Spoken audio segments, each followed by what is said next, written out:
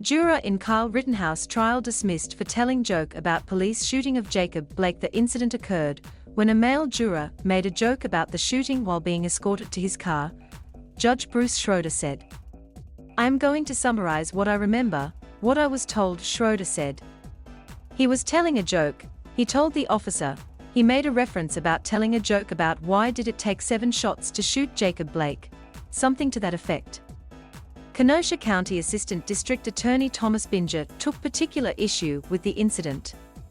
"The joke is in bad taste. There are a plethora of bad jokes out there with everything to do with all this. This is one of them. But I think the rest of this joke, as it were, suggests some sort of racial bias, which I think comes into play," he said. The judge called the juror into court for questioning. The juror affirmed he told the joke, but declined to repeat it. The juror, a middle-aged man, looked ill at ease, fumbling to hold a portable microphone and speaking through a multicolored face mask, according to a pool reporter in court. "My feelings is, it was nothing to do with the case. It was nothing to do with Kyle and his charges," the juror told the judge. Both the defense and the prosecution agreed to dismiss the juror, and the judge admonished him while doing so. "It is clear that the appearance to bias is present and it would seriously undermine the outcome of the case," Schroeder said. The juror's dismissal leaves the panel with 19 jurors, made up of 11 women and 8 men. That number will be narrowed to 12 once deliberations begin, according to the judge. The jury was selected in a single day without the use of a preliminary questionnaire. The dismissal came amid the first week of testimony in Rittenhouse's homicide trial in Kenosha, Wisconsin. Rittenhouse, 17 at the time, killed 2 men and wounded another during the volatile unrest after police shot Blake, a 29-year-old black man, 7 times on August 23, 2020. Blake was left paralyzed. Blake's uncle said Thursday his family is disturbed and disgusted by reports of the dismissed juror's joke. Rittenhouse, now 18, has pleaded not guilty to 7 charges, including first-degree intentional homicide, first-degree reckless homicide and first-degree attempted intentional homicide. His attorney says he acted in self-defense.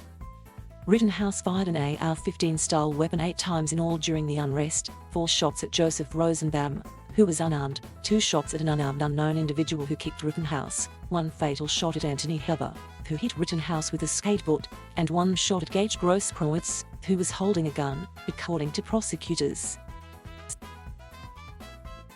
Rosenbaum and Heber, 26, were killed, and Grosskreutz, now 27, was wounded. Witness says he did not see a weapon in Rosenbaum's hand. Ryan Balch, a military veteran who was with Rittenhouse on the night of the fatal shootings in Kenosha, said during testimony that he did not see a weapon in Rosenbaum's hand. Balch was armed with an AR-15 and a handgun while wearing body armor. He spent much of the evening close to Rittenhouse, describing Rittenhouse as a young and impressionable kid who seemed under-equipped and under-experienced. He also said Rittenhouse told him that he was a 19-year-old certified EMT. Balch described Rosenbaum as hyper-aggressive and acting out in a violent manner when questioned by Binger. He also said he did not see Rosenbaum cause any physical injury to anyone on the night of the shootings. Balch also described an encounter he had with Rosenbaum, saying Rosenbaum threatened him and the defendant. "I turned and had an exchange with one of the protesters, and I kind of explained to that protester, hey, you know, I get it, get what you are trying to do, but like not this. And when I turned around, Rosenbaum was right there in front of my face, yelling and screaming. And I said, don't, back up, chill. I don't know what your problem is." He goes, "You know, if I catch any of you guys alone tonight, I'm gonna ****** kill you," Balch said, adding that Rittenhouse was close enough to hear what was said. Balch said Rosenbaum neither reached for any weapons nor did he touch him. "He had a bag full of what looked to be chemicals to me," Balch said. "I made the assumption at the time and told the FBI the same thing, that I thought it was for making Molotov cocktails." The bag Balch saw with Rosenbaum was the same bag laying on the ground after Rittenhouse shot Rosenbaum, Balch testified. Journalist who saw shooting says he felt in danger. Richie McGinnis, a journalist who was just feet from Rittenhouse when the teenager fatally shot Rosenbaum, testified Thursday that he felt he was in danger during the shooting. "Given where I was, certainly I was in danger," he added. McGinnis, the chief video director for the news website The Daily Caller, testified that he traveled to Kenosha to film parts of the unrest that he felt were not being covered in other media. He said he felt the presence of an armed group of men made the scene more dangerous. "Anytime that there are guns, that elevates the level of danger in my mind," he said. That night, he trailed behind Rittenhouse and Rosenbaum in the seconds before the shooting.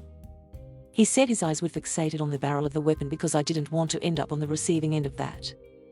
McGinnis said Rosenbaum appeared to lunge at Rittenhouse's weapon at the same time Rittenhouse shot him.